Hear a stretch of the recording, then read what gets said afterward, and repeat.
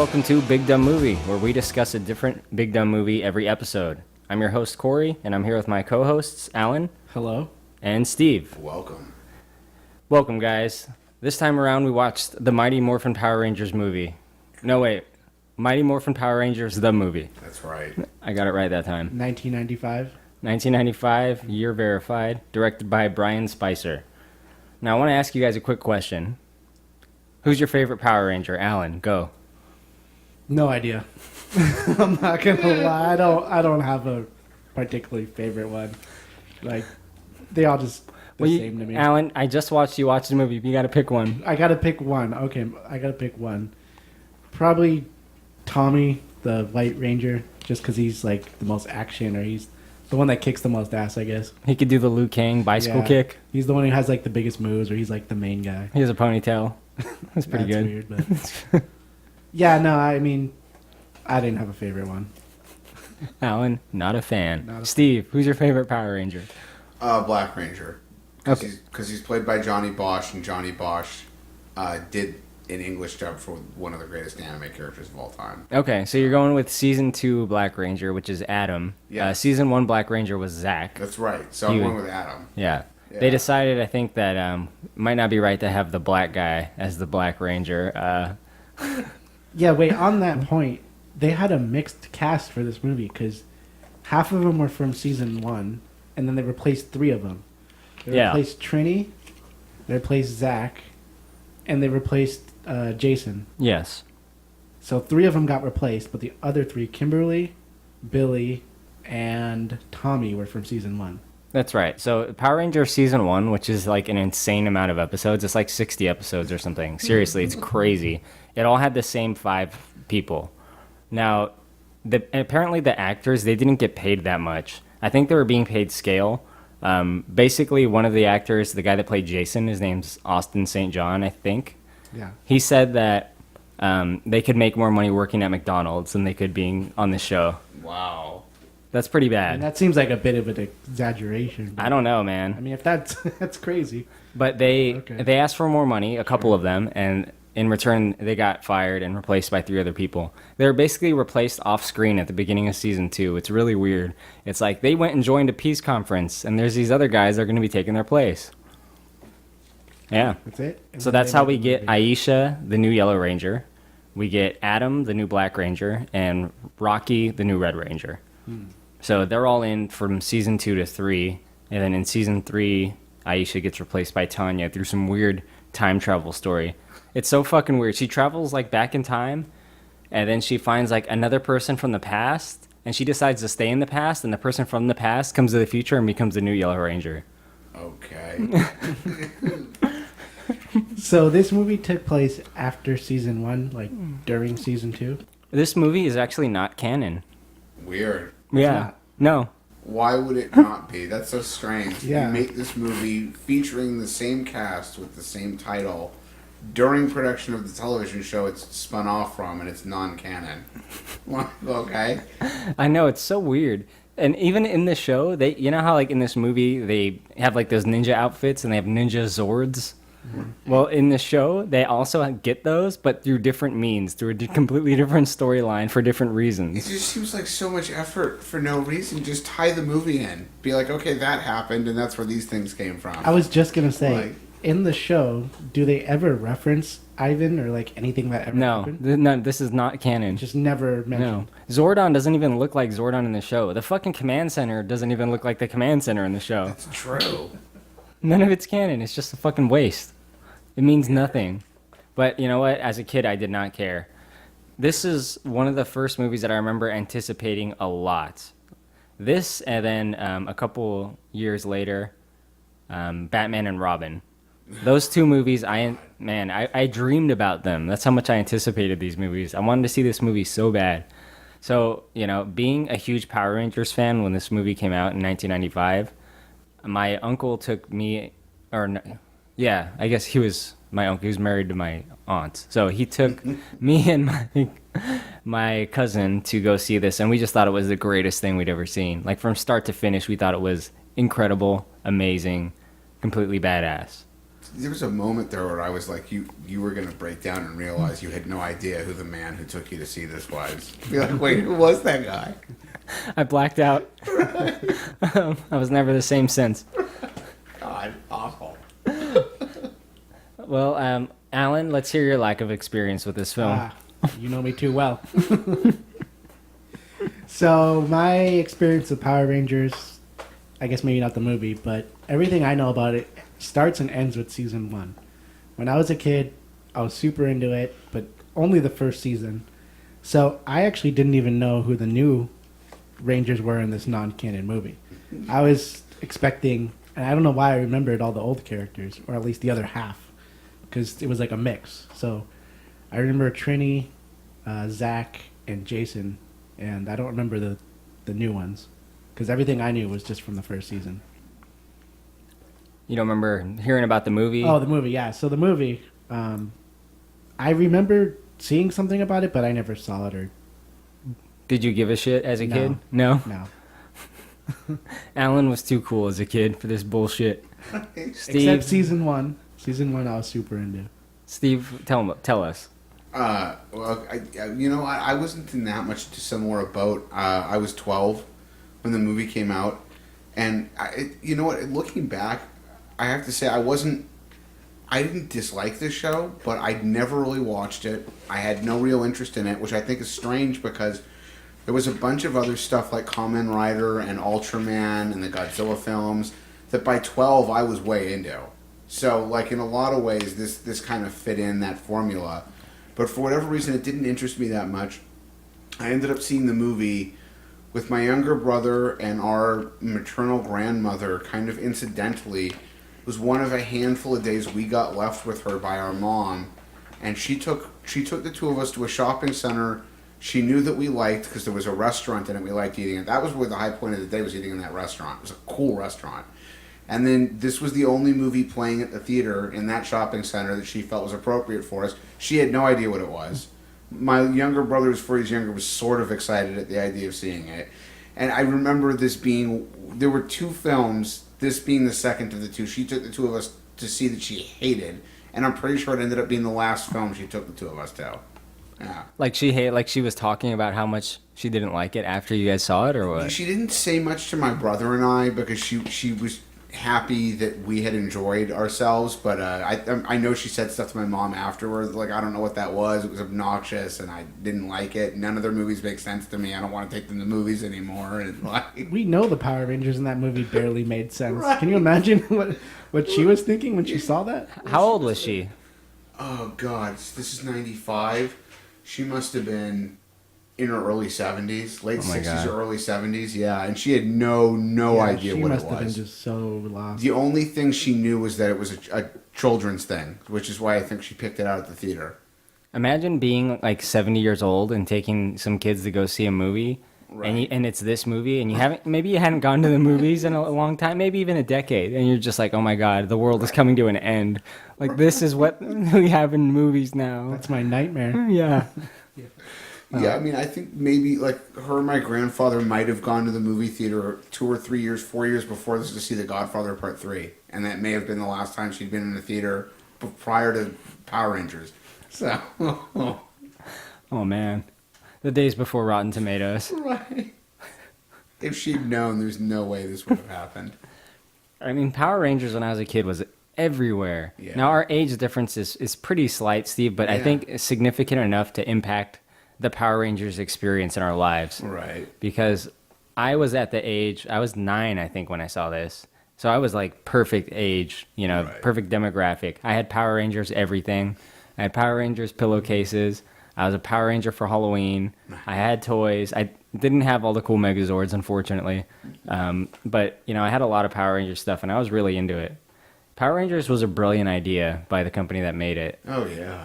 I don't know if I'm sure you are aware, Steve. Maybe Alan and some of the listeners aren't, but it was basically a show. They shot all the lead actors out of costume for pretty cheap. Like, the actors were complaining about how much they got paid.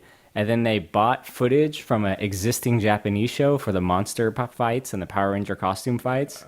A show called Super Sentai.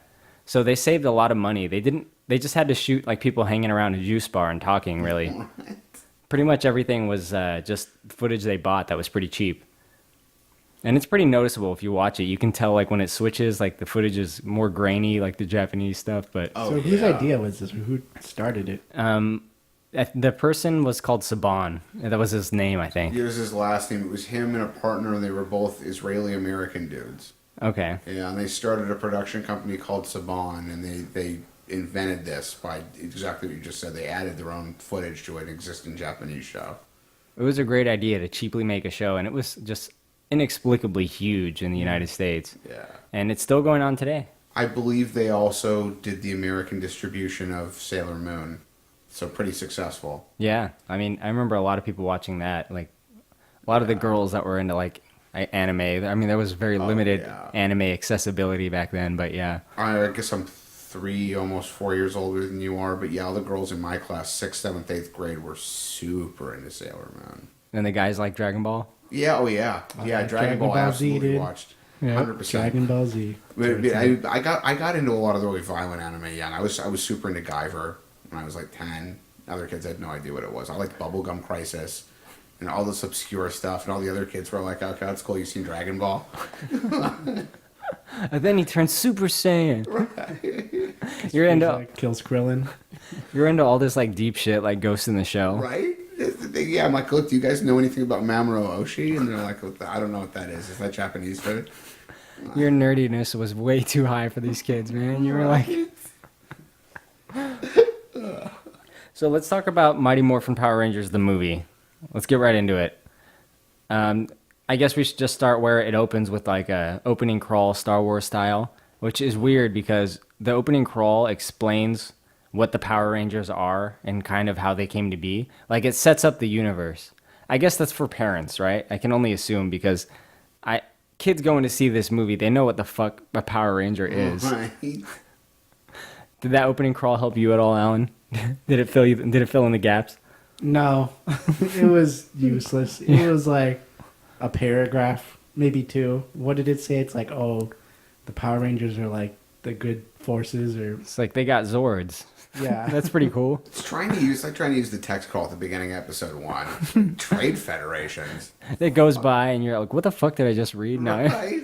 What are we talking about? This is a space movie, isn't it? Yeah, it seemed like a pretty useless.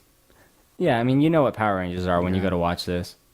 So this movie starts off, in my opinion, pretty fucking strong, I think. This movie goes from exactly what I would want in a Power Rangers movie, and it just degrades slowly from the beginning. Like the first act and I guess some of the second act is pretty good, but man, this fucking third act is atrocious. It should have been a 45-minute TV special. Trying to get 90 minutes out of it, I think, was the big issue. Okay, now wait a minute. I want to go back a step because I actually forgot until I looked at my notes. That beginning text crawl referred to the Zords as colossal assault vehicles. That's right. Oh, yes, the CAV. I lost it at that. It's such a odd way like to describe these things. I know that's phrasing I've never heard before. Maybe it's mentioned somewhere in the show, but I don't recall that. But I guess it does give some explanation for an adult that has no idea what the fuck, because a kid's like, I need the Zords. Like, what the fuck is a Zord? Zord, right. Yeah, this word is not real. Colossal assault vehicle. Oh, well, it's a colossal assault vehicle. Oh, okay, I get you there. It's actually not, though, because they're just fucking dinosaurs. They're robot dinosaurs that Voltron themselves into a bigger robot guy. God, I think it's probably a good thing I wasn't into it enough to ask for the toys. I can just imagine asking my father for a Zord. Probably, I'm not getting you anything called the Zord. I don't know what that is.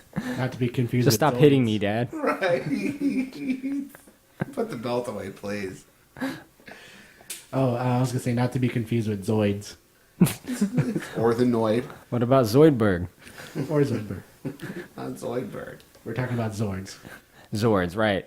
So yeah, they're whatever. They're colossal. What is it? Colossal assault vehicle. Colossal assault vehicles. You guys want to order some Domino's?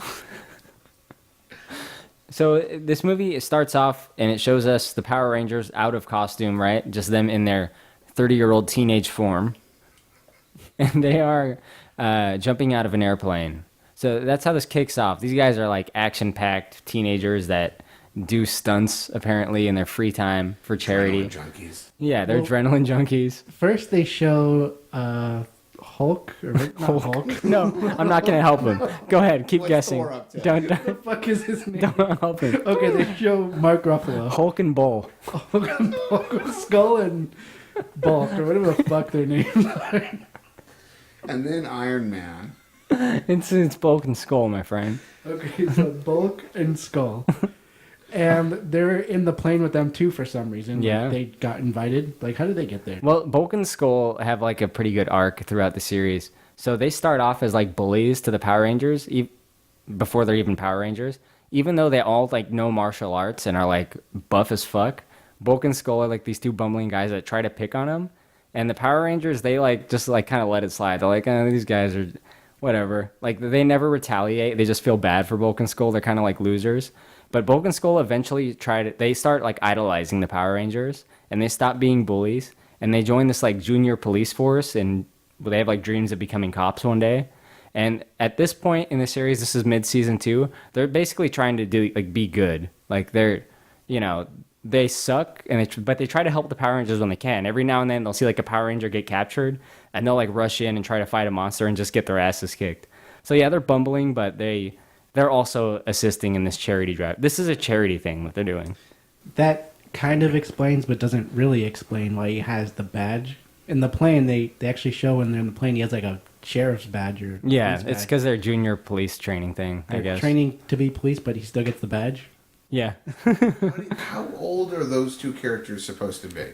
I think they're all supposed to be teenagers, so I'm guessing in the realm of between 13 and 18 on the upper end of that. That's, God, I mean, like, it's bad enough the other ones are supposed to be, I guess, 17, 18, and they're clearly like 25. But these two, I get the feeling are trying to be closer to like 13, and they're clearly both like 30. That's impossible. And it's just like, why? Yeah, it's real weird. I don't Yeah, I'm understand. pretty sure the Blue Ranger was in his 30s when they were filming this movie. Right, and it's like they did the same thing with 90210 and all these other shows, like high school kids that are being played by 28 to 35-year-olds. It's like, can you really, like, there wasn't an 18-year-old anywhere in Los Angeles you thought could handle Yellow Ranger?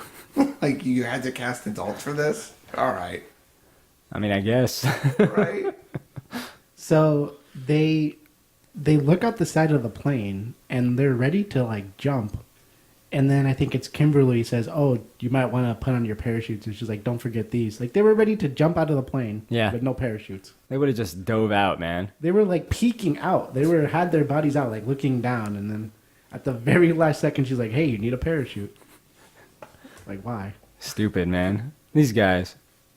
Yeah, Bulk and Skull aren't the brightest too. But the Power Rangers characters, they skydive out of this plane, and you know which one is the cool one right away. The White Ranger is on a snowboard for some reason. Ah, yes. He jumps out of the plane. He makes it look like he jumps, and then the next scene he has like a board attached. Oh, I didn't notice. Was it like later? Yeah, like right after that. So you see him again jump out of the plane, and then the next shot he's like spinning on the board. It's like, wait, where did that board come from? I don't know, man. When he's in the air with that board, I'm like getting flashbacks to Spider-Man 3. It's a new Goblin all over again. He's the pre-new Goblin. Do you guys think this movie is better than Spider-Man 3? No. No. I'm not saying something. He's the pre-Goblin. So I guess they skydive, they land in this Target that was built. It's a charity thing, and they have some like little kid super fan. His name's Fred.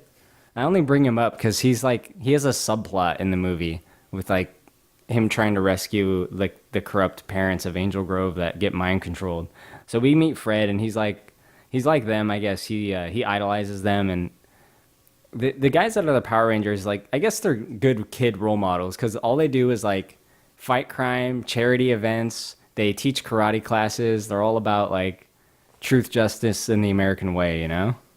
Yeah, they're the good guys. They're pretty wholesome. I think they're good kid role models. Anyone have anything to add onto that flying, snowboard, skydiving shit?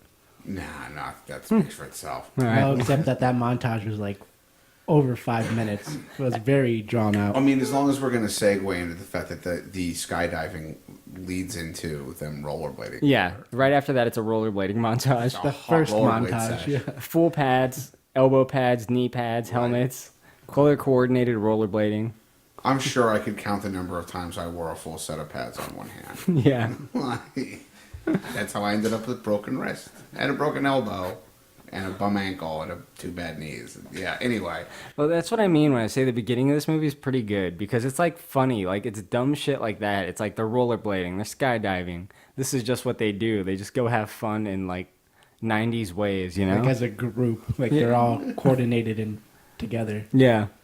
Like they all want to do this, and this is like a group activity. It's a solid team of wholesome American teens. Team building exercises. Well, Bulk and Skull, they land their parachutes in a construction site. And in the construction site, that's where it's a giant egg is uncovered. So these guys are like digging or they're building a parking lot or something.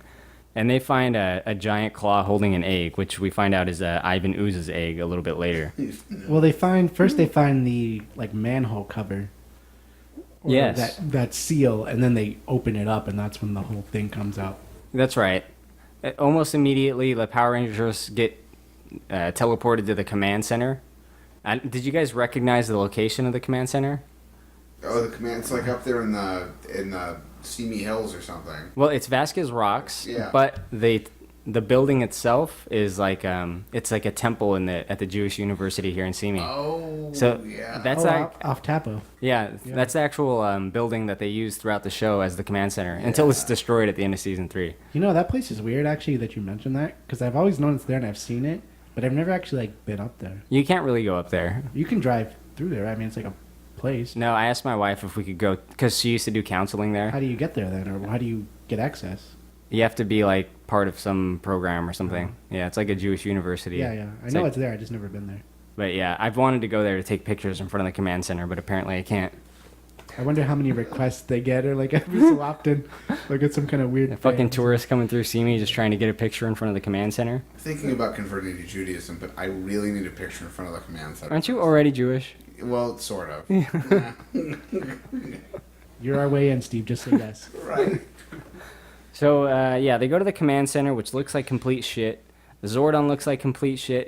It's lit differently, and it's a different set than what they use in the show. So as a kid, I thought it was really jarring. Like it didn't quite feel like the command center to me because it looked so weird. There's like a lot of bright lights. It's kind of like dimly lit and more like a cave with some technology in the TV show. So earlier you mentioned this was in the middle of season 2. Yeah. So they had 3 new characters. Well, they got the characters at the beginning of season 2. Yeah, well, okay, so they had the characters, the new ones. Was the command center the same in the second season? Yeah. So Well, no, not they the same didn't set as the change it? movie. The movie's just like a one-off. Okay, Yep. so the movie's off, but in the series, the command center's the same. Yeah, it's the same as itself. Yeah. Okay, but the movie's okay. Yeah. In the movies, it's completely different. Yeah.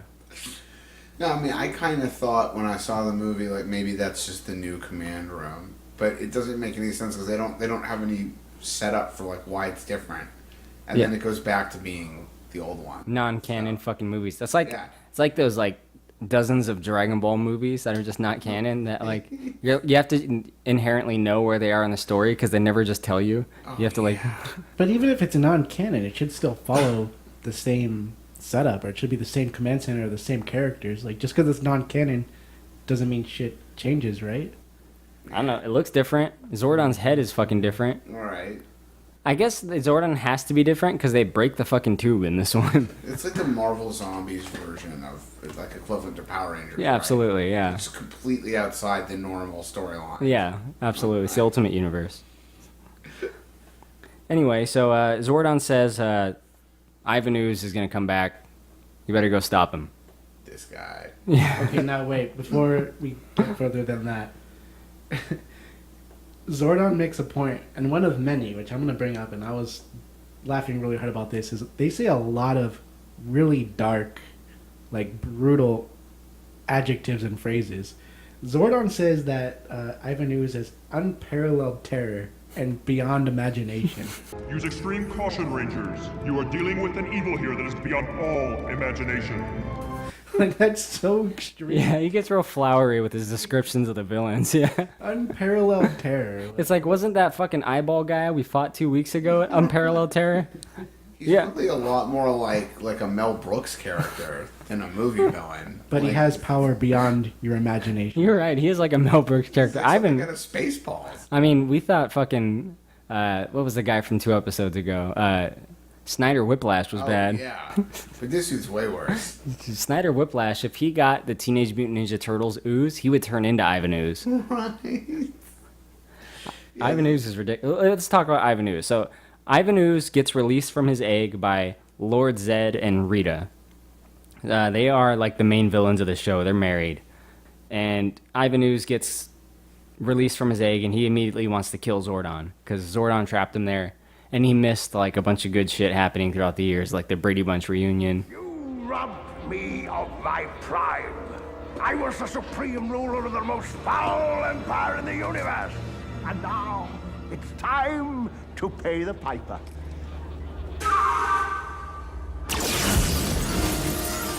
All the things that I have missed. The Black Plague.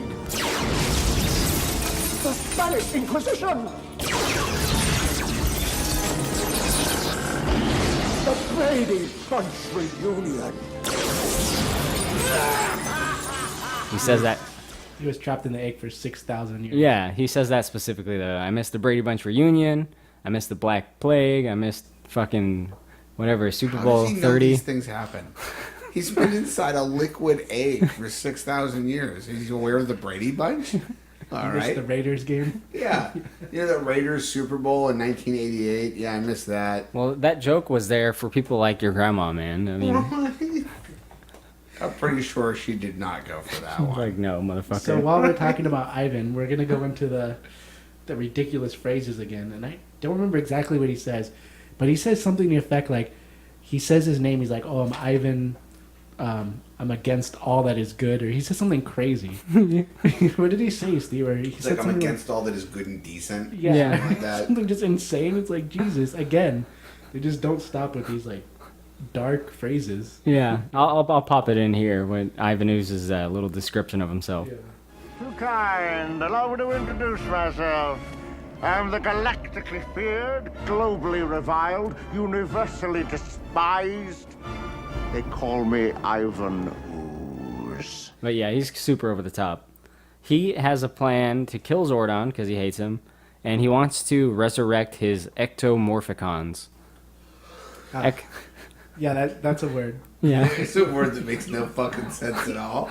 The his hell is an ectomorphicon? It's like his Ghostbusters car that transforms. Right? Except like they don't really transform. There's nothing ecto about them. Like I just what the fine. That's the name. He's got a case of Ecto Cooler in there, okay? Fucking I loved Ecto Cooler. Holy shit that I love Ecto Cooler and the Slimer flavored toothpaste. That shit was the best. This guy eating toothpaste as a kid. Right? That's why I don't appreciate Power Rangers. All that Well, toothpaste. Toothpaste and leaded paint. That explains a lot. I made another note. We have to go back to the phrases again because he immediately goes into another phrase where he says he's going to obliterate Zordon's entire existence. Yeah. Again, just I over want the an Ecto top. Cooler Like, right now. I want you to destroy Zordon, so that my evil may once again reign supreme. I will not only destroy him, I will obliterate his entire legacy. It will be as if Zordon of Eltar never existed. Finally, a real man. He's going to kill Zordon, basically. no, but he makes a point to say obliterate his existence. I know, but it's like, come on. Over the top. Okay, you're going to kill Zordon. We fucking get it, you purple, slimy fucking weirdo. Now, speaking of Ivan Ooze, I was teasing Steve about this. Ivan Ooze is played by an actor whose name I don't know, but I know what he's in, and it's something very big. And you had a thought, Steve. I had you know no what? idea. If that's the case, then it's definitely not who I thought it was. Well, maybe it is. Who is it? Who do you think it is? No, because my guess is actually embarrassing in light of your comment, so I'm not going to say. I can't be embarrassed if I don't Who know. do you think it was? Mel Gibson? Okay, for a minute, and it doesn't look anything like him, but for a minute the voice sounded very much like Christopher Lloyd. Oh. And I was scared it was him. Then I'm like, I don't think Christopher Lloyd had anything to do with this movie, so. That's an interesting thought. I could definitely see that based on the voice he does sometimes, Right, for so that was the sure. only thing I was going on. Well, the guy that played Ivan Ooze played Belloc in Raiders of the Lost Ark. No shit, it was that dude? Yeah. Oh my god. Wow. Wow. Weird, but like, well, I guess his face didn't melt in this. Belloc, yeah. So Belloc Ooze here is he's gonna go after Zordon, but first the Power Rangers show up to stop him, right? So the Power Rangers get there, and they immediately have a fight. But Ivan Ooze doesn't fight himself. They got to do the classic Power Rangers of summoning the putties. No, they're not actually putties. They're just like, all right, someone describe what these guys are that Ivan Ooze summons. Like the fodder, the low level trash. All right, but how would you describe them visually for our listeners? Less scary predator. They almost look like Yeah, they got like dreadlocks, and they're like all purple guys. Armored. They have like some kind of armor. Yeah, they got like a chest plate, and they have like predator dreadlocks. Yeah, that's what I mean. Maybe just like a really bad predator. He makes them out of this ooze. Where's the armor come from? It's ooze armor. Right. That's explained in Secret of the Ooze. Right. Yeah. Okay. Yeah. Let's not conflate the Ninja Turtles with this. That's the secret. Fuck. So the Power Rangers, before they morph in their just regular gear, they karate against these guys for a while. It's pretty good, I think. They're doing a lot of backflips. I actually mentioned it, and the first thing I thought is, why did they not immediately get their suits? Like, they're too good, or they have to show them fighting without their suits? Well, it's the Power Rangers formula, man. Why don't they just go into their Megazord and stomp them? You know, like why didn't Gandalf call the giant birds right at the beginning of the story? You know, it just doesn't make any sense. Or the Eagles didn't carry the ring. Yeah, that's what I'm saying. Yeah. Like, you always got to piss someone off, Steve. Look, I love Tolkien, but come on. What were you saying last time about basement dwellers writing in? Here's your shot. BigDumbMovie@gmail.com. Put down your 2-gallon of Mountain Dew for a second. Write an angry letter. Code red. Right. God, that is terrible. So there's a little bit of a fight. They can't take them without their powers, so they morph, and they have slightly different costumes in the movie. I just want to touch on that briefly. It's very similar in style, but it doesn't look like all spandexy like it does in the show. In the show, their costumes are very much just like a spandex jumpsuit. In this, they look more like armor, a little bit more heavy duty, and they all have a little bit special gadgets. Actually, when you mentioned that, I didn't even think about that, but I mean, you're right. Thinking about it when you said that, you can tell that it looks like more like solid pieces. Like they actually have some kind of armor. And apparently they were really heavy. They weighed 40 pounds each, wow. So... What? They're like, why? It looks like it's made out of fiberglass. Yeah. No idea. Maybe it's made out of adamantium. Well, see, I mean, that's really where their mistake was. They needed to coat somebody's skull on it. Maybe they could get Skull. Right. Bulk will be Sabretooth. All right, I'm going to go back again because I keep missing when we're talking about it. But back to the crazy phrases because I have two more. When Ivan first gets out and he's describing himself, he says he's galactically feared and universally despised. So he says he's galactically feared. He also says that the world shall cease to exist and welcome to his nightmare. Yeah. He's very like, yeah, the world shall cease to exist. Right. Welcome to my nightmare, yeah. like a bad gangster from a 1930s era movie. He's super hokey. Right. I mean, they always are in Power Rangers. I mean, you can't really expect much different. That was like a vaudeville villain. Terrible. He's a vaudevillain. Right. I mean, he really speaks like Snidely Whiplash, you know.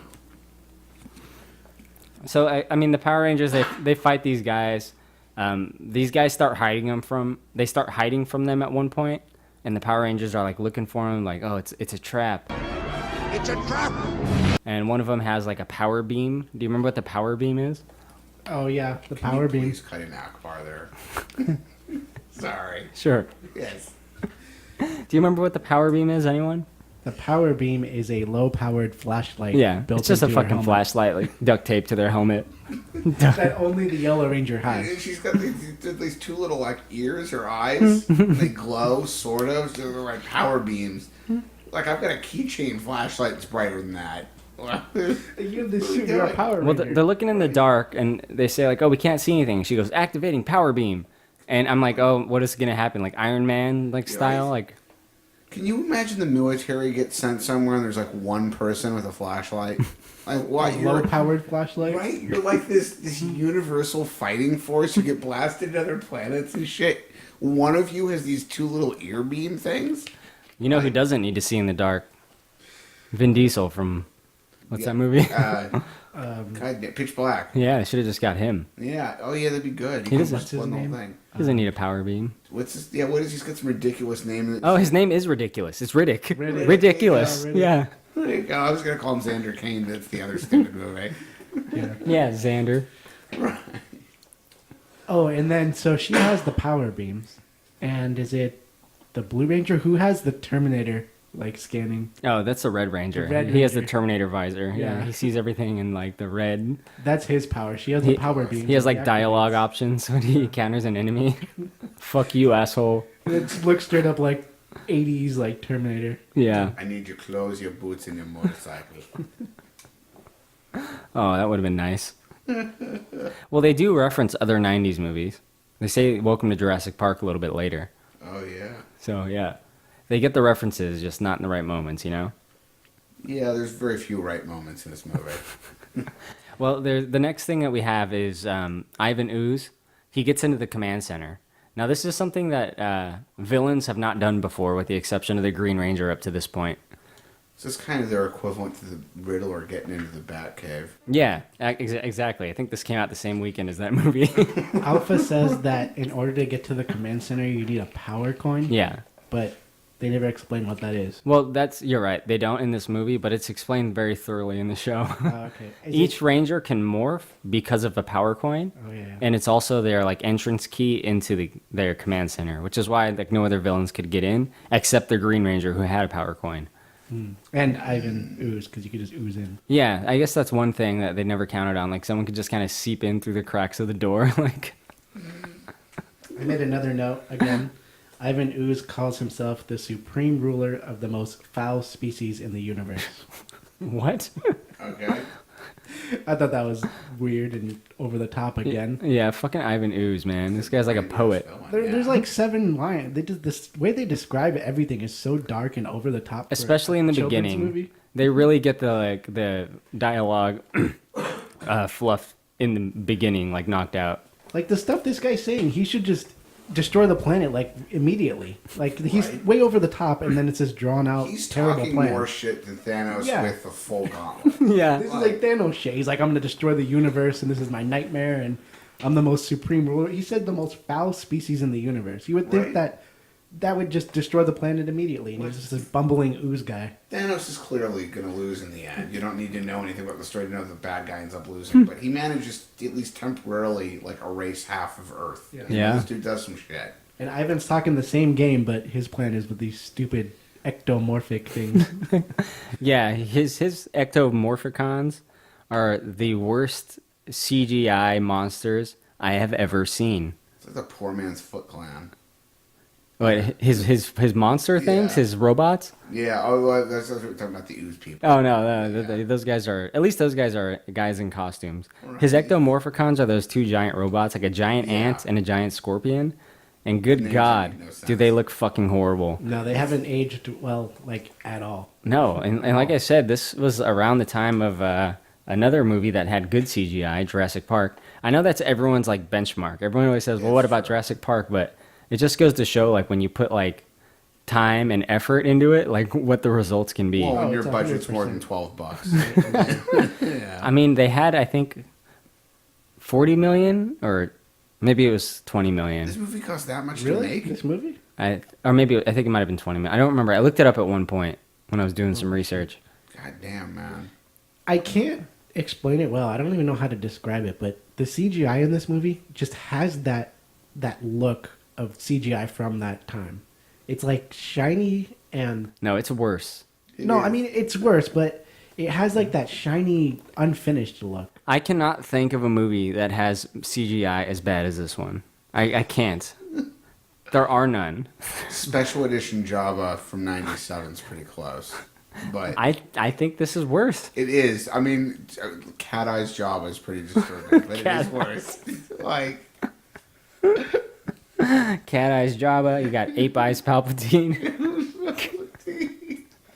Speaking of bad effects, when they're fighting Ivan's like henchmen again, there's this scene where I think it's the Black Ranger and the Red Ranger.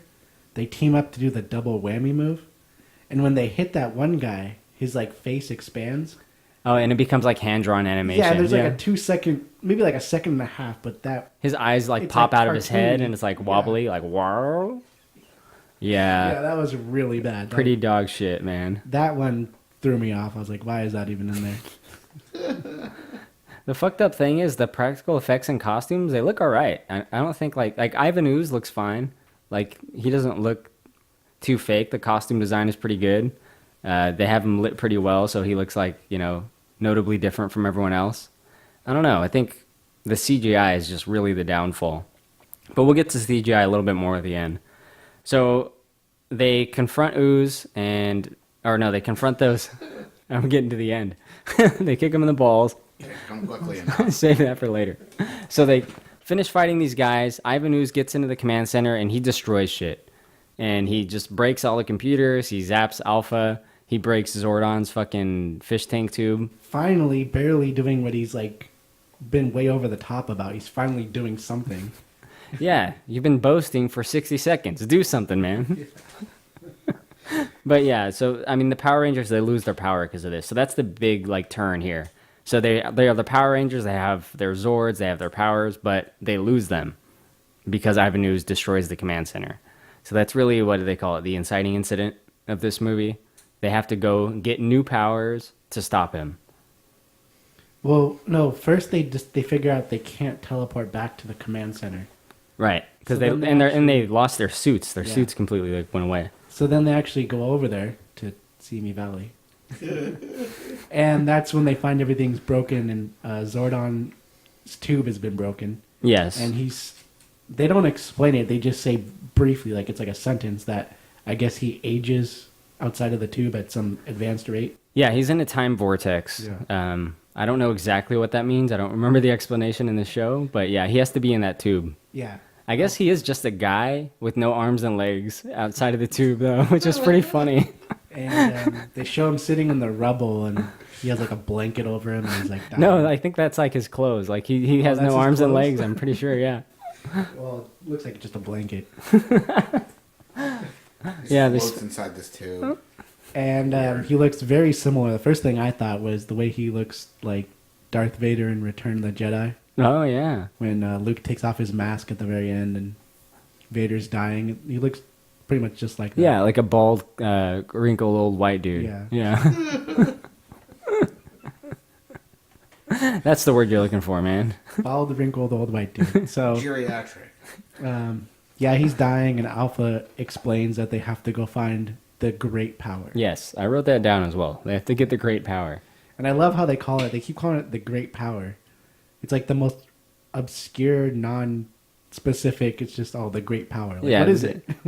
It's just power. That's literally what they call it. Oh, it's just the Great Power. It's just like a general sense of power, I guess. Like you're right. They don't explain like it's like this like energy force that transfers into your soul or anything. They're just like that can heal people. like give there's them a powers. there's a great power. Like go get it from this other planet. Like what do I put it in? Like how do I carry? Like Right. like what is it? What is it? What's it gonna do? Do I need like a fucking like a special vial or You'll something? know when you find it. Yep.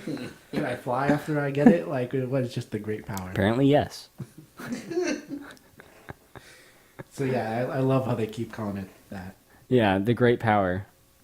Now, Ivan Ooze, while they go to this other planet to get the great power, he takes over like Rita and Zed's palace and he sticks them in a snow globe. And I guess he just like pushes them off for the rest of the movie. Like, you're out of the movie now, I'm the villain. Yeah. Yeah. And he sends his Tango warriors to go after the Power Rangers on this foreign planet. Steve, can you tell me about the Tango warriors? They look like people with crow faces. These are the Tengu, right? Yeah. I mean, yeah. Like in The Wiz? Like the guys that are harassing Michael Jackson? Yeah, well, see, that's the weird thing. They're kind of like the flying monkeys from the original Wizard of Oz, except they're larger and they've got crow faces, which I guess is more like the Wiz. And he sends them flying off to this other planet to try to kill the Power Rangers before they can get back to Earth with this great power. And Zordon's like the Wizard of Oz. He's like the head. Oh, it's right. Don't look behind the curtain. Yeah. But yeah, they're really stupid. And, I have to look this up to be completely sure, but I'm pretty sure Tengu is the Japanese name for these demon things from not Buddhist lore, from Shinto lore. It's kind of funny looking things with big, long, thin noses, and they're supposed to be demons. And I'm pretty sure that's where they jacked the name from. Oh, okay. These things aren't really that cool. Yeah, these things are not demons. They just look like weird-ass birdmen. And he sends them through space. They just fly off to the planet. Yeah, He's like, somehow "Oh, they go." managed to get there in like moments. Which I don't know, like these things have got bird wings attached, and these giant like human shaped things with crow faces and bird wings, and somehow they managed to make a trip across the universe in what seems like several minutes. They're like flapping through space, like Flappy Bird. Right. Like They can they're into quantum physics, like their beaks can fold space times, they can travel long distances. Like maybe these are like the Millennium Crows. Yeah. So they gotta go into hyperdrive to get to this planet, but then they Right. can't beat the Power Rangers. No, which we'll too find weak out. for that. Yeah. Well, they get there and they fight the Power Rangers who can't morph anymore, so they're just like teenagers that know martial arts at this point because they have no like added strength power or whatever. Oh, they're like the 3 ninjas but grown up. Yeah, they're the 6 ninjas. 6 ninjas. Where's Tum Tum? I mean, they do kick the Power Rangers' asses. I bet if they had Tum Tum with them, they would have won. Yeah, for sure. I made a note. Ivan says specifically to tear them apart, which is pretty dark Doesn't for a really kids happen, movie. Tear them apart. Tear them apart. Okay. Yeah, You are tearing me apart, he Tenga. talks so much game and so much shit, and nothing ever really happens. Oh, I was on. So he tells them to tear them apart, and they don't. Why are you dying, Zordon? Why? Please tell me why. So how's the sex life? So how's your sex life? Oh, hi, Alpha. I didn't know it was you. That's me. I didn't hit her. Oh. So they beat the. Oh no, they don't beat them. No, they get their asses They kicked. get their asses kicked, and then that's when you're introduced to. What was her name? Delcia. Delcia. Yeah, she's like some Amazon protector woman. She is a supermodel that is scantily clad that lives on this foreign planet of Australia, which is where they shot this. It's clearly Australia. Wearing the one outfit that all science fiction movie women are allowed to wear. It's like somehow they can all fashion it. It's like that Barbarella, like the Yeah, kind of a bra and a bikini bottom, and somehow in every science fiction story ever, women are able to fashion. she's got like one perfect thing. makeup. She's super hot. Right, her Like, hair's done perfectly. yeah, she just got a perm. And has the Right. armor that provides like the least protection. Absolutely, yeah. Yeah, this basically covers like my genitals and nipples. Like, So when I'm fighting these creatures, I'll be protected. I figure my abdomen is fine. I don't need to protect that. She fights a little bit, but she has like this weird like special technique that she can do to like I guess make anyone leave. She like spins her sticks around and they like whistle, and you just like I don't know, you just put your hands to your head and you're like I gotta leave, and the birds fly away. It's weird that Ivan Ooze asks about the sticks specifically when the bird people get back to Earth, and they have to explain they failed, and he's like, well, what did you do wrong? And they're like, well, she had these sticks that make this noise, but then he doesn't explain what they are. He's like, oh, did they make a whistling noise? And then after that, it's like, well, wait, what are they? The special sticks, man. Yeah, right? She should have given a stick to one of the Power Rangers. Right, Here, yeah, take why this don't they stick. get a stick? Here, I'll make another one when you're gone. Where'd she get the sticks? Want to buy some sound sticks? Aren't there any other people that live on this planet with so many questions? Like, With no answers. Dude, those are death sticks. were there any... It ties into Attack of the Clones. Well, okay, that's perfect. Were there any Power Rangers the movie spin-off novels? Because those could explain these little bits. There is a comic of this movie. Oh, good. Yeah. That's what it needed. I think that's the closest thing. I don't know if there's a novelization. Could you imagine how horrid that would be? Can you imagine Stan Lee making an appearance in the Power Rangers movie? Oh, he would be Ivan Ooze. Great. Yeah. Oh man, it's too bad Sam Raimi didn't direct this, or Bruce Campbell could have been Ivan Ooze. Yes. That would have been really entertaining. Or it could have been Kevin Smith's Power Rangers the movie, and it could have been Jason Mewes. Snooch to the nooch. Right? Put that shit in my hand. The new power, yeah. All right, so where were we? We're back on planet Australia, right? Or planet Oh, we're watching Power Phaedos. Rangers, Or aren't planet, is it Phaedos or Yes. Phaedos, that's Phaedos? right. Yeah. So yeah, Dulcia, she describes herself to the Power Rangers as Master Warrior of the planet Phaedos. Yeah, she's like a protector. Yeah, she protects the great power from any assholes that show up and want to take it. Fucking asshole. Unless you name drop Zordon, and she's like, "Oh, okay, yeah, I'll take you right there. Follow me." Oh, you know Zordon, that changes everything. Yeah, like anyone could just say, like, "Yeah, I know Zordon." Like, how do you think we got here? A bunch of teenagers just showed up at random. Did you not see the Rainbow Land? Right? On this foreign planet, like how far from Earth? Yeah. No, we just blacked out and ended up here. That must have been a wild night. You ever get so drunk you end up on another planet? Not teenagers. Boy, I'll tell you what, I'm never drinking schnapps again. Fuck. End up here being attacked by bird people? I think Kimberly might be pregnant. Right? Oh, God, get me out of here. So I think Dulcia's thing here is like, she's like, okay, you guys are worthy because you know Zordon. At least you claim you know Zordon. So I will take you to the great power, and I'll help awaken your inner spirit animal or something. Yeah, when you all of this power, they never really explain that either. Like, can they go back for more if they ever need it? Yeah, they took like, one jar. It's like what box? I didn't think about it, but when you mentioned it right now, like what quantity of this power is available? one. What? It's just one unit. You used it. You used the one great power. What happens if Ivan Ooze comes back or you're screwed? It's not What if even- like they go there to get the great power and like they open the cave and it's just like a DVD of Austin Powers 2? It's like, this is the great power. The other ones are just all right. The great power is the fact that Mike Myers managed to get that movie made. It's a miracle. It's Mike Myers' agent. He's in there. He's like, hey, yeah, I can get you any job you want, kids. Right, look, I sold this. I'll get you any job you want, kids. Kimberly, you might have to do a topless scene, but it's fine. You're going to be a star. Oh, boy. Boy, whatever she's in topless, I would have watched. So, to go back on Corey's point, I didn't think about it watching the movie, but you made a good point when you said that she just kind of takes their word for it. Like, they just say Zordon, she's like, oh, okay. She doesn't check or Yeah, she went from being a complete bitch to like, oh, okay, yeah, I'll totally help you guys. We're on the same side. I'm because cool you now. know this one guy's name. Like, I guess it's a weird coincidence, but that's all she needs. Yeah. And then they mention Ivan Ooze is back. And she Okay. knows to take them seriously. Shit, Ivan Ooze, yeah, that's a guy you got to take seriously. Look, we don't want any trouble. Our leader Zordon got hurt. Zordon! Did you say Zordon? You know Zordon? Who are you?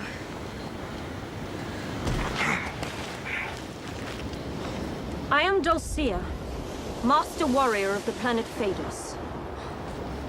What has happened to Zordon?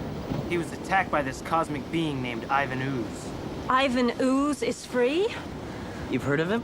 Ivan Ooze is a monster. If we don't hurry, your planet is doomed. Follow me. That's exactly my thoughts when I look at him and I hear him speak. It's like Cyrus the Virus, just like saying like super verbose like descriptors. Yeah. Just way over the top. So, I mean, separately, I don't know how much you want to get into it. So there's the subplot of Ivan Ooze needs to uncover his ectomorphicons. That's a mouthful. Yeah. And in order to do it, he has to dig them up. But he doesn't want to do it himself because he's like a lazy asshole.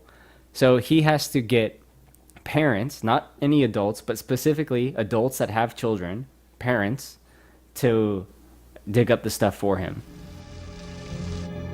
Taking over the world is one thing. Finding good help to run it for you, that's the killer. Would you like me to make a few calls? No need. I'm going to recruit the parents of Angel Grove. No offense, Buzz, but they might find you a little disgusting. Well, I suppose you'd be the experts on that. You forget, I'm a master of disguise. How could I forget? I never knew. First, I'll turn them into zombies, and then order them to dig up my ectomorphicons. How you gonna do that?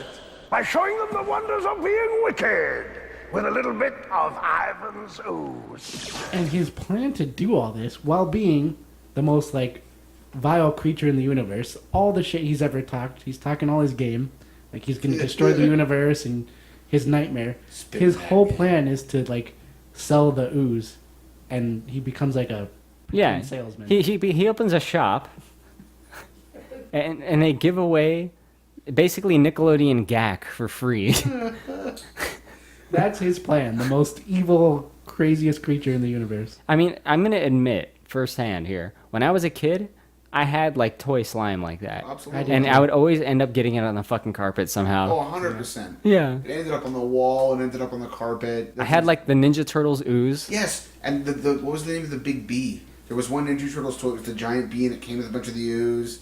I don't remember. Oh man, like my parents went out of town and gave my brother and I like $20 each. We could buy something for ourselves with while they were gone, and that ended up being what I bought for myself. And then the slime ended up on the carpet and on the wall, and my mother banned slime toys in the house. Probably a good thought. Right. Yeah, probably should have done that from the get go. Yeah. I had gack. I had Floam. I had the Ninja Turtle slime. Oh yeah. I had a Stretch Armstrong, and me and my buddy stretched it till it broke. Right, always inevitable. I had the same thing. And inside's like the Honey. Yeah. the honey corn syrup. Or Did you whatever taste it? No, I didn't taste it. Me and my cousin tasted it. We're like, it is honey. Was it really honey? No, but it tasted sweet. Oh my god, that's so I dangerous. swear, I think it was like corn This syrup. like thing comes open, this toy comes open, you got children who are gonna put it in their mouth and it tastes sweet. It should taste acrid. Who designed this toy? Holy shit! How many kids died eating the insides of Went to the Stretch hospital. Armstrong?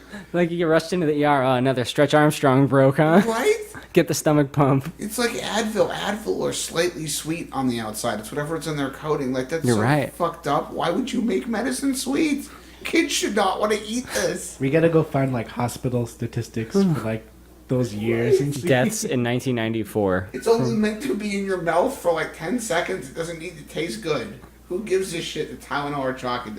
All right. Anyway, hold on. I didn't eat it, but what I did is I remember just putting it in my closet, and then it like hardened to the yeah. shelf, and it was like super glue. It didn't come off. Like it was crazy. Wow. So back to the point here. Ivan Ooze is distributing his ooze to a bunch of kids, and I guess his plan is he gives it to a kid. The kid takes it home, leaves it on the counter. A parent comes home and finds it and says, "Oh, what the fuck is this?" They touch it, and then suddenly they're brainwashed zombies, and they'll do whatever Ivan Ooze says. Which is to dig up the ectomorphicon. Yeah. Now, assuming all those things fall into line perfectly, that's what'll happen. But I think a kid would just put it in his room and just like put it under his bed or something, right? Yeah. Like, how many of these parents are gonna find this shit? Yeah, it's a very situational plan. If a stranger in a park had given me ooze, I probably would not have said anything to my parents about it. Yeah, there's this weird fucking really creepy looking dude selling ooze out of a white van. With Like, a purple face, just Yeah. like a strange clown. He gave all the kids his ooze stuff. take my ooze, it's free. Right? Ooh. Oh, that's my just God. the supreme ruler of the most vile Right? creatures in the universe. I feel like he That could is just. the last time my parents let me go to the park for a while. Oh, these kids were never the same. Right? My note says Ivan spreads his ooze around a bunch of kids. So that's the note I took on that time. Taken out of context. Yeah, That'd be sure. pretty I terrible. mean, sure, I guess. Kids love ooze.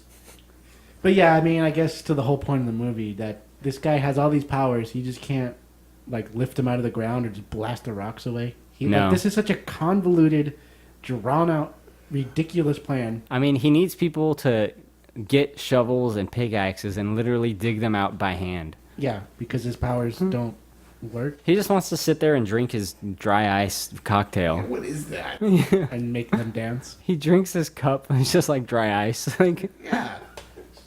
It looks like the, man, what am I blanking on? What do they call that thing that Indiana Jones is looking for in the Last Crusade?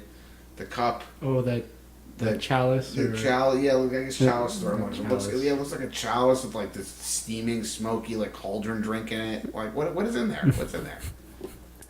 I don't know, man. Dry ice. He's drinking his own ooze.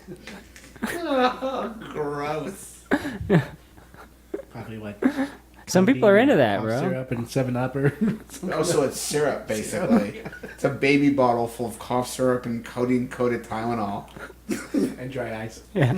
It's like the 18th Street Crips wrote part of the script. So, meanwhile, back on planet Australia, the Power Rangers, they have to call upon the sacred animals of the Ninjetti and release their animal spirits. I wrote that down specifically. Fuck. How's that? Pretty good? That Yeah, was that's great. perfect. Yeah. Very deep within each of us is an animal spirit waiting to be released. Close your eyes and look deep inside. So let's go through it real quick. So they have to summon like their like inner strength basically, and they each get an animal assignment that represents them in some way. Do you guys remember any of them? Yeah, so the first thing I thought when she first starts this, I knew immediately, and I don't even remember this from seeing it, but I knew, I was like, here it comes where she has to explain every one of them. I knew it. I kind of groaned at that scene where... Yeah, because she's like the bear. She's like, Aisha, you're a bear. You're like tough and strong. And then she goes down Billy, the you're a line. wolf. You're swift and courageous. And then she goes down the line, and they're all whatever. They're all shit you'd expect. And then she goes to the Black Ranger, Adam, and she's like, and he's all sad. And she's like, "What's wrong?" He's like, "I'm a frog." Adam? Adam, what's wrong? I'm a frog. Yes, a frog. Like the one you kissed. To get a handsome prince.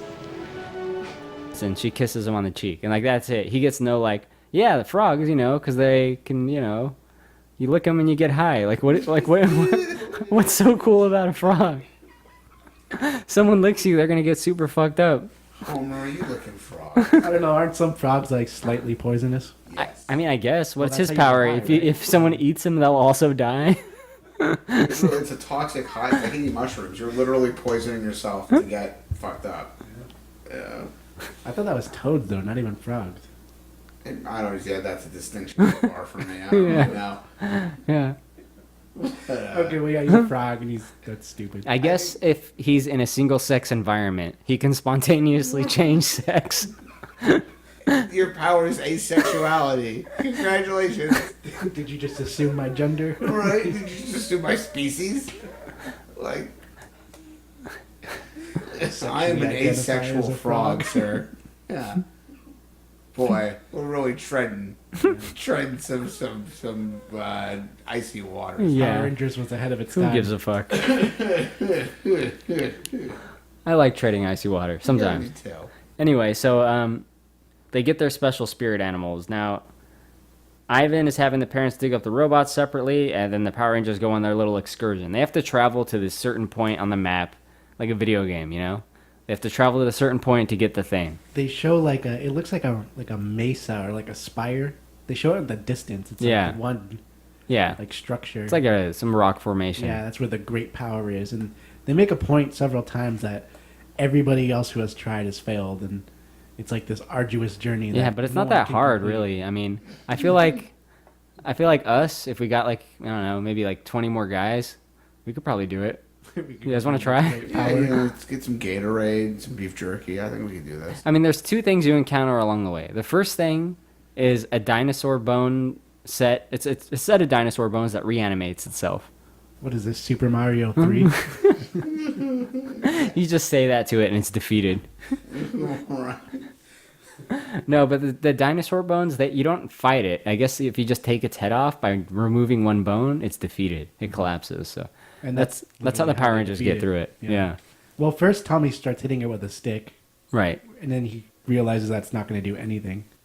But before we get into shitting on the effects in this movie, I actually like this effect. It's like a practical like effect. It's not like some bad CGI mess. The dinosaur bones, I think, looks pretty good. Yeah, it was kind of cool. Oh Yeah. yeah, like probably guys worked on like a motor and Yeah. like moved it around. Yeah, actually, yeah, you're right. It doesn't look as bad as the CGI.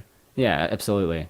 And the next guys they fight are like rock monsters. It's just guys in costumes. It looks pretty good. They actually look pretty brutal. Alan, you were talking about that. Yeah, I was. Well, it's Power Rangers. I don't know what I expected, but I was kind of upset that they make them look so brutal. And those guys actually have weapons. They have spiked maces. They have spiked armor. They have swords. These guys have like brutal weapons that they're supposed to protect this great power, and they don't. Yeah, Power they get Rangers defeated win. like it reminded me of like any episode of Xena, where Xena fights like something that's like superhuman, and you're like, how is she gonna get out of this? And it's always the same. She like throws her little throwing thing like at a rock on like a cliff face, and it lands on the guy and it kills him. It's always that every time. And there's when they're fighting the second creatures, the Power Rangers several times like kick them or try to fight back, but the guys have like spiked armor. Yeah, they do really kick precisely like in between it somehow. Yeah, in between the spikes, so you don't like impale your foot. Yeah. Yeah. Steve, do you have any comments for this fucking fight? With these dinosaur things? No, after the dinosaur, the rock monster guys. With the mace and the swords and shit. Yeah, like it doesn't really make any sense. They come out of the rock, but then they've got armor and they're sort of indestructible. But I don't know, just kind of an unnecessary like boss battle. It's at the point where it's kind of losing you, right? When you're watching it, it's like getting boring, and because it starts off pretty strong, where it's funny, it's super hokey, it's like there's all this like verbose dialogue being thrown around. Right. I think even from the perspective of a kid, it probably would have been a little more interesting if I would have rather seen the fight with the dinosaurs go on 2 minutes longer and be a little more involved and then skip the rock people. Yeah. Yeah, these two fights back to back it's not great. No. And they defeat one of them by just like tripping him into the water. Yeah. Because they're allergic to water. Oh yeah, they push one of them into the water and he just like smokes away. Yeah, Alan. Why does that happen? Alan said, "I think they're M. Night Shyamalan monsters." Yeah, right? Yeah, it's weird. Falls in the water and it like steams. Okay. The protectors of this great power. Right. Yeah, they're fighting right at a waterfall. Constant theme in a lot of these movies. It's just like there's no established rules, so they just do whatever they want. Yeah, we do watch a lot of those, don't we? Right? Like, I find myself asking, what are the rules? Quite a lot. What are the rules of Three Ninjas? Right? The rules are whatever moves the storyline ahead. Yeah, it's very flexible. Yeah. Like, in this one moment, this can happen. Like, rocks boil water. Like... So they defeat these rock creatures, and then that's it. They make it to the great power. Like, those were the last. Which is like this little like shrine pyramid thing. Yeah. And they notice that it's got all their animals on it. Yeah. It's like a giant coin, and it has all their animals, yeah. There's a lot of coins. It's very coin themed, like Mario. You know? You gotta collect all these coins. Power coin, animal spirit coin. It does change. Like, it's weird. Like, there's power coins, and then in Zeo, it's like something else. It's like a wristband thing. And then, like, later on, it's like car keys in Turbo. Yeah, it's weird. Car keys, that's weird. Yeah. Well, in Turbo, like, their vehicles are actually just like big ass cars. Yeah. Right. Yeah. They just get Hummers, each of them. Each one. So anyway, they get the power and they go back to Earth. Yeah. Now what they should do is go save Zordon, but they don't. We'll get back to that. That's funny you mentioned that. Because I thought that exact thing. I was like, okay, they got the power. We know Zordon's dying, like, at an insane he's rate. on, like, a time clock. He's, like, he can't live that much longer outside of his fish tank. That's their main mission. But then they get back and they decide to go fight Ivan first. Mm-hmm. Rather than help Zordon, which I immediately thought, too. I was like, that doesn't make sense. Yeah, so Ivan has uncovered his ectomorphicons. And then he just told all the parents that are under mind control to just go walk off a cliff. Parents of Angel Grove! You have completed my ectomorphicons! But frankly, I'm sick of your ugly faces and your dull personalities. Yeah. You will return to the construction site and leap to your doom. Yeah, leap to your doom. Bye-bye. So the subplot of this is that little kid, Fred, from the beginning, that idolizes the Power Rangers, he gets other kids and they try to rescue him. Like, he's the only kid that realizes what's going on. Yeah, the rest of the kids are basically just having a party. And I have to bring up at this point, that not once in the movie, and especially even now, after all this shit that's happened, and even after this happens, you never see any signs of law enforcement or any kind of response to anything that's happening in this whole universe. Yeah, I mean, I think that's, like, even more so when you get to the climax, which we'll address in a few minutes here. But, like, yeah, it's really strange. The entire film, no police, no ambulances, no military, no National Guard, no fire trucks. Like, no person, response. Right, of any type of authority with any type of weapon ever shows up. How is this possible? Well, believe it or not, that's very consistent with the Power Rangers universe. It is true. It's like nobody ever, like, even in superhero movies, the cops kind of show up, see what's going on. It's like, oh, the superheroes have it. They're cool. If it's a Michael Bay movie, they're super, like, badass and In Spider-Man glorified. 3, the cops showed up, but they just set up a barrier for people to watch. Yeah, absolutely. They took a couple shots at the Sandman with their little pea shooters that made those giant holes. Yeah. Yeah, but in Power Rangers, there's like nothing, zero, not one. Yeah, there's literally zero. Actually, the streets are cleared almost immediately. As soon as the Power Rangers show up in their Zords, there's no pedestrians, there's no cars. It's just like someone shot an empty street and added this fucking horrific CGI on top of it. You don't even hear sirens. You hear nothing. You don't even hear sirens. In that final fight, they're throwing each other through buildings. I don't want to get ahead of us here, but it's crazy. That's an important. No, we're there. I don't want to touch on the subplot too much because it sucks and who gives a shit. Yeah, we don't really. I mean, it's a kid's movie. So the main plot, they're trying to fight these two giant metal insect-looking robots. One's like an ant scorpion thing. And one's a scorpion, one's an ant. Right. Oh, okay. And these are the things that Ivan Ooze is supposed. Like they're the key to taking over the universe. For some reason. Yeah. How the hell are these two basically useless, clumsy insect robots that were stuck on the ground and beaten up by teenagers? Like these were the keys. It's like he treats it like the Gauntlet. But they don't do anything. Right. They don't have all this power behind them. They're just like another giant robot. Yeah. Yeah, he should be going after the Gauntlet to just destroy the universe. You're saying Ivan Ooze should be chasing after the Infinity Gauntlet. Right. Yeah, exactly. Listen to yourself, Alan. Right. How many universes can you cross, you bastard? How many times have you seen Infinity War? It's not real, Alan. It's not fucking real. This is a documentary about how the Power Rangers saved. Where do they live? Angel City? Angel Grove. Angel Grove. They live in a grove. They live in this grove. It's very grove. Is that Southern California? Or is that like Orange County? Yeah, it's probably Orange County. Yeah, it's next to Anaheim. Yeah. It's right next to Disneyland. Isn't that where No Doubt's from? Yeah, it's Angel Grove. Yeah. Yeah. And also, Ivan Ooze makes a point that he has to destroy Angel Grove first, and then the universe. Yeah. Don't start with LA or New York or Washington D.C. or Tokyo or like London. Any other country. He's like, I'm gonna destroy Angel Grove. Right. He's not even going to destroy the state after that. He's going to go right to the universe. Isn't that strange that like Angel Grove is your stepping stone to the universe? Yeah. He has some kind of vendetta against him. This town's got a population of like 33,000 people. It's in the middle of nowhere and nobody gives a shit. It's like, where why? I'm starting. Yeah, right here. This is the first step to owning. I mean, it's a pretty like upper middle class like white town. Like he could be, right. He could have a grudge. Like, yeah. He could be a racist. I'll just say it. Well, he could be a race. He wants to kill the white race. At that rate, if he wants to prove a point, let me see you take over Pico Union because I think the gangs will kick the shit out of you. Ivan Ooze. Yeah. Which doesn't make any more sense even further because if you destroy the universe, Angel Grove is gone. Where are you gonna live? Yeah, I mean that's the other thing is why is that the end game? Like you destroy the whole. Like, what do you do afterward? Just float around? You can't. There's nothing. There's nothing left. It's all singularity. I guess at the very end, when there's just like enough universe left to hold him, then he just shoots himself in the head. Like I achieved what I want. Maybe that's the beauty in this, right? Maybe he's the Joker of this universe. Like, he doesn't even want it because there's some benefit in it for him. He just wants the whole thing to fucking collapse. Yeah. Well, Thanos is... Batman should have stepped in. That's right. Michael Caine should have said, some men just want to destroy the universe. Yeah, after he tells a story about chimps stealing diamonds or whatever. Yes, sir. Yeah. Michael Caine said. Right. Well, I'm just going to say Thanos and Ivan Ooze are both purple. So. Right. Oh, they are. Yeah. There we go.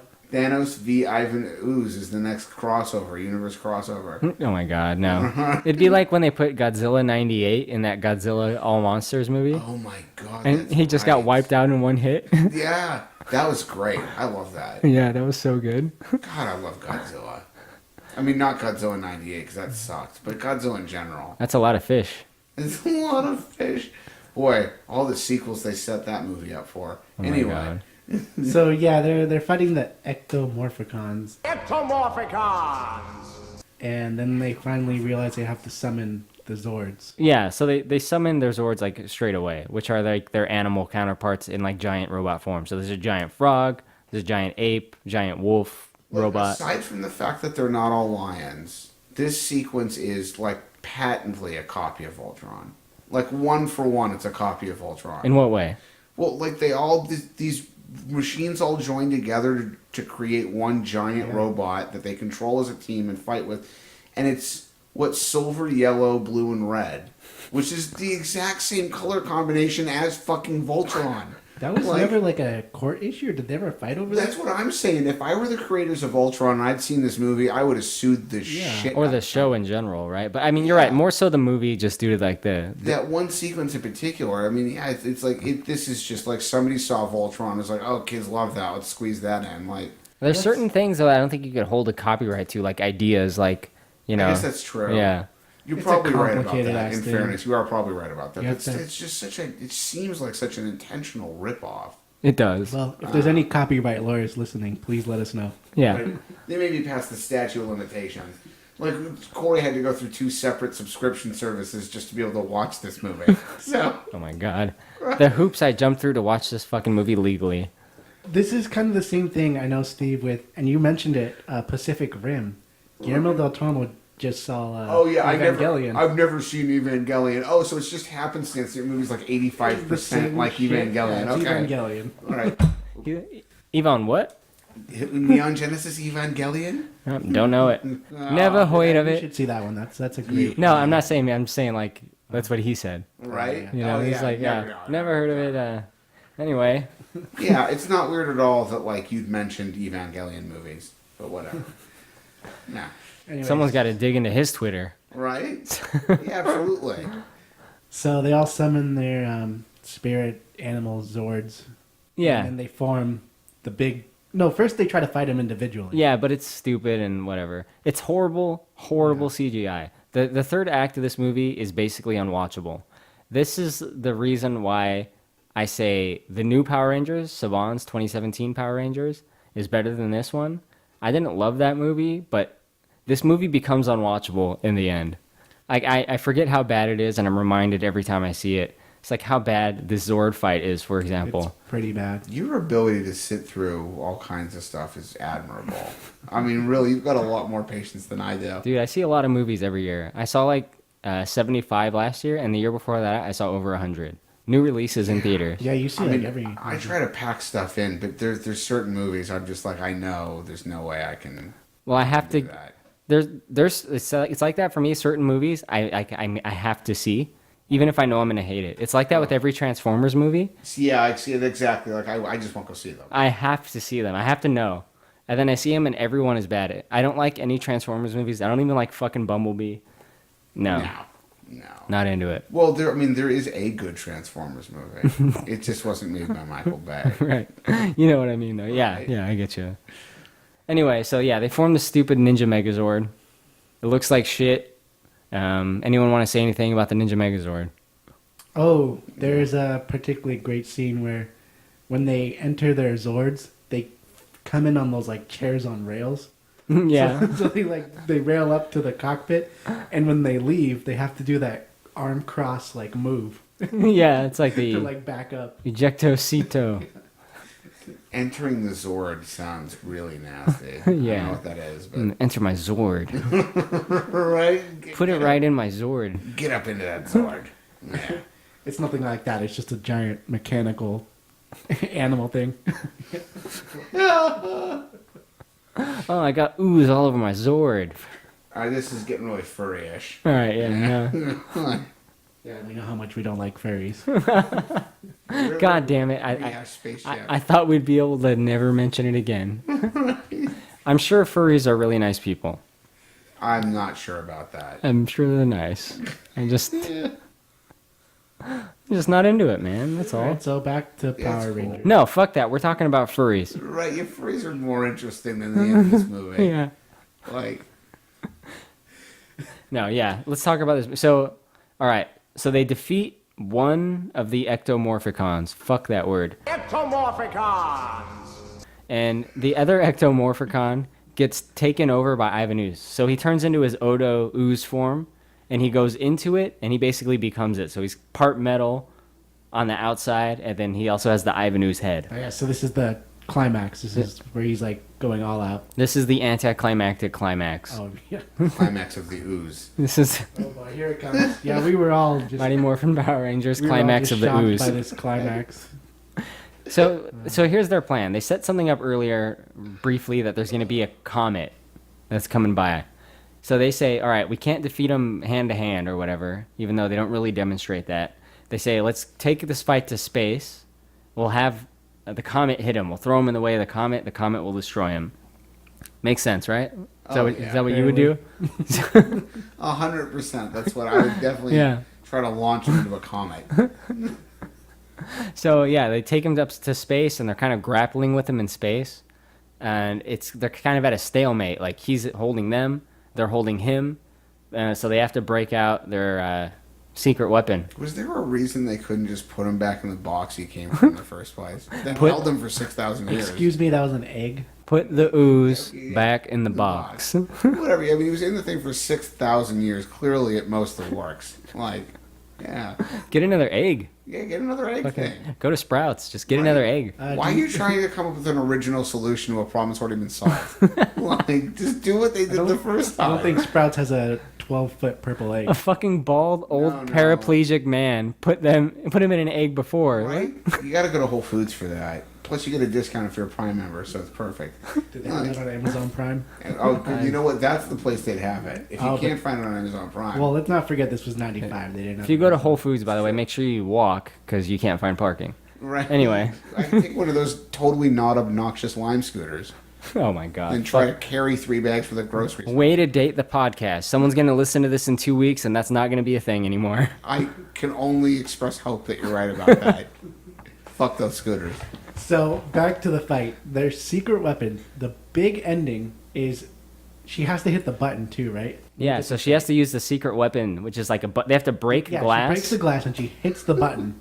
There's a button for this. Let's keep that in mind. There's a fucking button for this one move. So she breaks the glass, she smashes this button, and what it does is it knees him in the groin. Why is there a button for that? There's the button. There's a specific button for that. That's your weapon. They've got enough control over this thing to make it do like karate, but they need a special button to get it to knee him in the groin. And it's kneeing a giant metal robot in the groin. What's it gonna hurt? It doesn't have testicles. Yeah, there's clearly no dick there. It's just metal. And ooze. Yeah. It's ooze and metal. Oh, right into my ooze. Right? Yeah, exactly. You get a plate. There's nothing there. Is this to tell kids that like, if you got to kick someone in the balls, make sure it's your last resort? Like, right? is that? That's my purse. What if? I don't know you. What if he was at? What if he was at distance? Would they just like raise a knee? Like knee would go up? Like all the move failed. We did it a long time. I mean, that's the thing. Clearly they have control over the knees. Yeah. So why is there a knee-jerk button? Yeah, but they can only move the knees slowly unless they press the button. Oh, so this is like it's not labeled groin kick or groin whatever knee, but that's what it's for is the groin knee button. But she has to break the glass. Like this is like it's the special button to knee a robot in its non-existent genitalia. Like, I don't know how the hell this wins a fight. I lost it at that, dude. It was so. And it's so typical '90s. His like eyes go crossed and like he's like, oh, God, no, that hurt. Yeah. Like, no, it didn't. If his voice got really high and he said "mommy," I wouldn't have been surprised.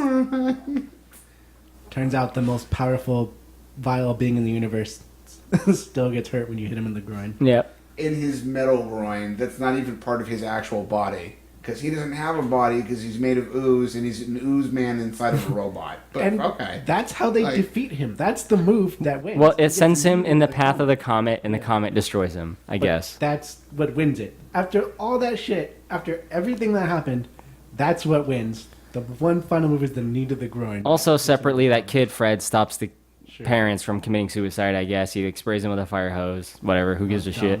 Yeah. Oh, yeah. I could give a fuck less about that subplot. Seriously. Fuck you, Fred. If they can... Yeah, you little dipshit. Fuck you, you little dipshit. If they cut out that whole thing, it would have been Steve's desired runtime of, like, 80 minutes. Yeah, you know... Actually, that would have been better. That's they should have done is cut that stupid subplot out and run this on television. There was no reason this needed to be a movie. 3-parter. There it is. 3-part, there you go. Even a 2-parter would have been good. You know? I mean, I was dying for a Power Rangers movie as a kid. And you know what? I did like this one when it came out. So, I mean, I guess... I didn't dislike it this much when it came out. Yeah, I'll give it that. You dislike it a lot now, though. Because we're not kids. Well, you know, retrospect isn't always a friendly thing. So. In fact, it's terrible most of the time. Have you tried to play GoldenEye? No, I know better. Oh my god. Yeah. No, we're not going to talk because that game's still awesome. No. And perfect in my brain. So. Yeah, in your brain. Don't Some play it. N64 games still work though. I mean, like if you play Diddy Kong Racing, still decent. Oh yeah. that was What's the other one that's like that? Mario Kart. Mario Kart. 64. Yeah. Yeah. No, the original Smash Brothers are still fun. Yeah. Like, look, I think you've got to put your brain in the context of the time the game was published. Like, you can't expect something that's 25 years old. I mean, speaking of games, the Power Rangers, the movie, the game, which was a Sega Genesis game that I had, right, was great. And I played it for many, many years. I played it into my high school years. With my cousin Johnny would come over, and we would play the Mighty Morphin Power Rangers. It was like a side-scroller beat-em-up. It was good. If you put it on hard, it was tough, too. Like, it had the Zord fights. It was great. You just blew my mind because I actually had that same game for the Genesis. Really? Yeah, and I remember that it was like a side-scrolling game, and I was always the Green Ranger, and it was That one actually didn't hard. have the Green Ranger. Really? Yeah. Which one did I play? No. There was another Power Rangers game that was similar that had the Green Ranger, but it was slightly... That one was also good from what I understand, but I didn't own it. I did have one on Genesis, and I remember it was like a side-scroller beat 'em up. This one had all the Rangers you see in the movie. Okay, I had a different one then. Oh, okay. But I had, that's a trip. I haven't thought about that in like forever. Yeah, I mean, that one was great. So just to wrap up on the movie real quick. So Ivan Ooze is Ivan Ooze is destroyed. They go back to check on Zordon, and he's dead. Well, we tried. Well, goddamn. Because you spent how long fighting Ivan? You didn't go help him. Yeah. Yeah. You probably should have gone right back to him with the magic. A couple more buildings destroyed. I mean, who gives a shit? Like, Right. you need the space... Zordon is a space wizard. Oh, no, wait. He's a wizard. I don't know if he's a space wizard necessarily, but he is a Sort wizard. of a space wizard. You need this wizard to come back in order to be Power Rangers. I mean, you got to have the mentor guy. They should have saved him. They do, but they should have saved him earlier. So he's dead, right? They're looking at him. They're like, well, we fucked up. And then someone says, like, wait, the power. We have the power. We can, I don't know, by the power of Grayskull, we can bring him back. Don't rope me, man, into this.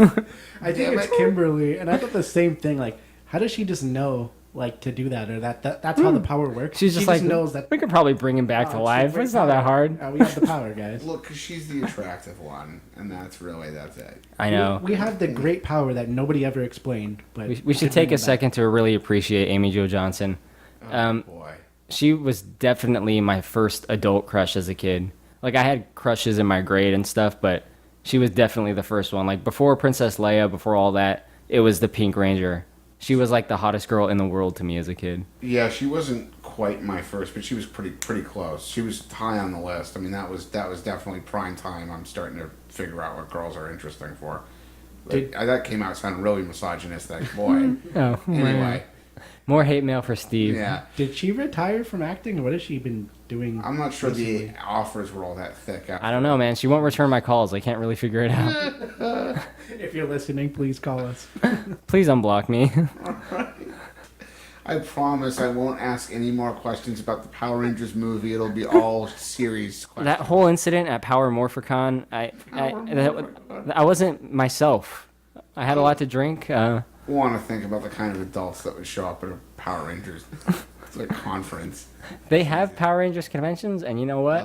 I wouldn't mind going to one. I don't hate the Power Rangers the way you guys do, as I'm sure you can tell. I kind of like it. I don't think I hate them. Hate them. It's just if you're over like 11 and you want to be at that event, and like you're taking it like seriously, right? Dude. Fuck you guys. I'm going. Yes. Are you going dressed as a furry? I'm gonna go as Lola Bunny, gender bent Lola Bunny, That's furry really Power Ranger. You're gonna get hit on so much at a Power Rangers convention. Steampunk. Lola Ranger. God.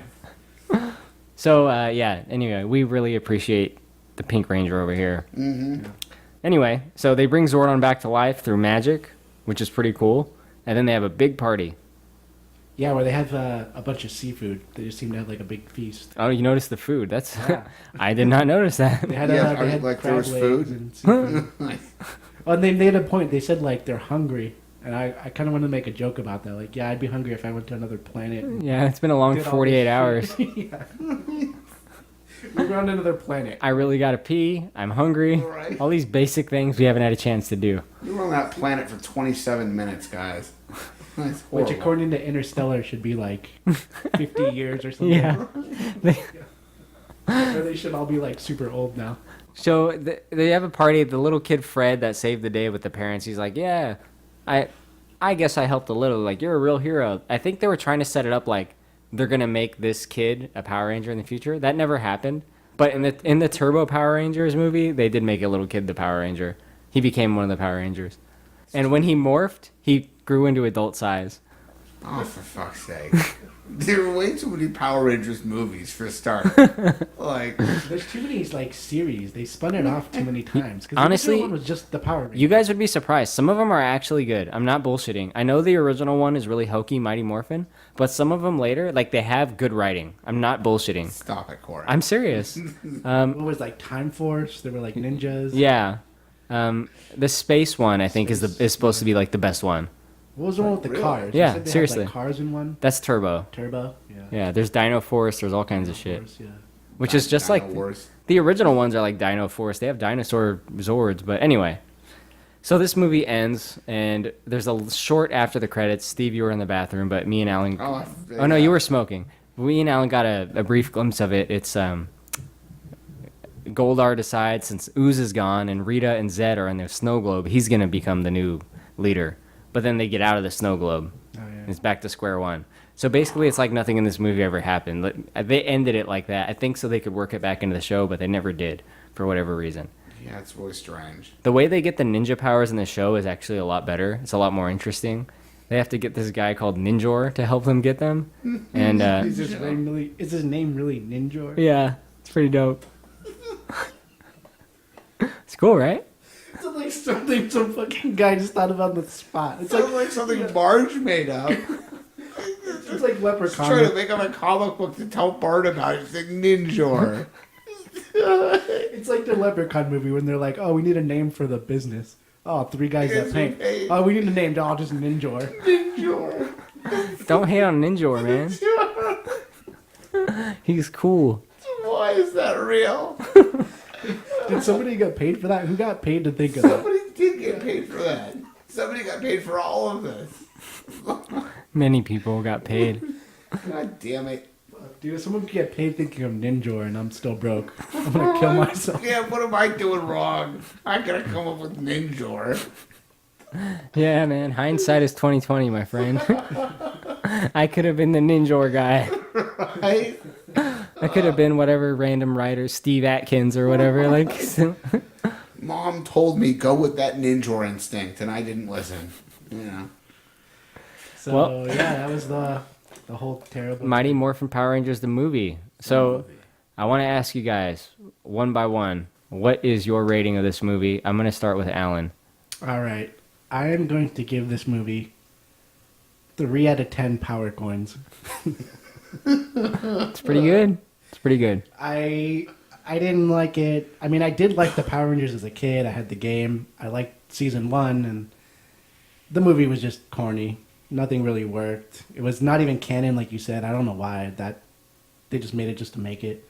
Like, it would have made a little more sense that they squeezed it into the whole universe, but it's not canon. The CGI you just hated, which was terrible, and it just wasn't good. I don't know what else to say. What about you, Steve, on any rating scale you want? Oh man, I'm gonna give this 3 out of 10 Zordons. Rangers. Rangers. You know, I mean, look, it's been a long time since I've seen an episode of the show. It's been, I honestly don't think I've seen this movie since the day I saw it in a movie theater.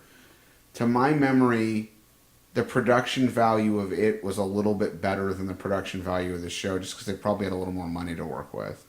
But other than that, the fact that I like am amused that Johnny Bosch did the voice of an anime character I like, and that Kimberly the Pink Ranger is kind of hot. Like, those are really the two like high points of this for me. Like, I don't know. I just not really on board with the Power Rangers movie. That's understandable. I'm going to go actually the same exact rating as you guys. I'm going to give this 3 out of 10 ectomorphicons. Ectomorphicons! I hate that word so Yeah, I much. write passionately. I want that word to be crushed and blended. So we can't start a 3-man band called Ectomorphicons? You know what? Actually, I hate it so much I will do that. Like, I want that word to die, but I'll do that. 3 out of 10 ectomorphicons for me. I think it is promising at the beginning for what it is. Like, it really tells you what it is. It's big and stupid. It's a big dumb movie. They're really corny. It's really pandering to the Power Ranger kid fans. But then it just gets worse and worse and worse. And you lose interest pretty quick. By the time the third act rolls around, you don't give a shit. Plus, there's absolutely no stakes. These guys are destroying completely empty buildings at the end, and there's no cars, no one's getting hurt. It doesn't even look like there's anything on camera because the CGI is that bad. I mean, the good things about it are, I don't know, those few things I discussed earlier. So yeah, 3 out of 10 for me too. I'm with you guys. Man, we all agreed on the same score. Yeah. Yeah. I think we just stole from each other. So, I mean, I think it's a pretty good rating for me. It's not the worst thing ever, but you know, I mean, Steve, you gave Con Air 0, so I want to just put that into perspective. That was years in solitary confinement, and this was Zordon. No, you gave it 10 years in solitary confinement, that's right. which was the max. It was the max, right? Like, you know, look, if I were writing this movie on years in solitary confinement, it might only be 8. Okay. You know, there's an equivalency scale. You got to get like a chart out. It's a whole thing. All right, Steve. When you go to jail, we're gonna make you watch reruns of Con Air and Power Rangers. Oh, for fuck's sake! Yeah, that's gonna be here solitary. Right, it's like Alan's version of Saw. It's just I wake up tied up to a chair watching nothing but Con Air and the Power Rangers. Yeah, you have to like cut your dick off, or you have to watch the Power Rangers movie right? twice. You can set off the explosive embedded in your jaw, or you can watch Power Rangers and Con Air. Fucking Christ, thanks, Alan. You're like sweating and like trying to figure out what to do. Right? Stressed. You're like, oh god. I blow my jaw off. I mean, that's like, I could go one run through of like Con Air in the first season of Power Rangers, and then the jaw's coming right off. Like. Anyways. So we got a draw for our next film here. Steve, you got the hat this time around. Ooh, Make it a good one, my friend. Steve is going to be drawing the next movie that we're going to be reviewing. Oh boy. So let's see what we got. This is actually kind of exciting. It is. It's a little bit. I mean, I'm like, there's a 50% chance I'm going to really hate whatever I pull out of the hat. Probably. There's a 50% chance I might not even know what's in the hat. Whatever he pulls out.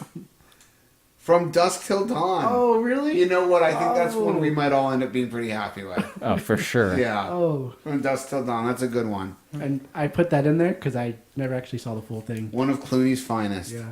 Oh, you missed the back. From Dusk Till Dawn 2. Oh, shit. No, I'm just kidding. Oh, don't do that to me. Cruel. That was so believable. I was like, oh, wait. I bought it. That would have been too fucked up. I'm sorry. Ugh. No, I refuse to watch that. I'm sorry. I just can't do it. We could have put some Tales from the Crypt movies in this hat. Anyway, I think that's all we got for this time, folks. If you want to write in, you can email us at bigdumbmovie@gmail.com. And thank you for listening. See ya. Later. Good night.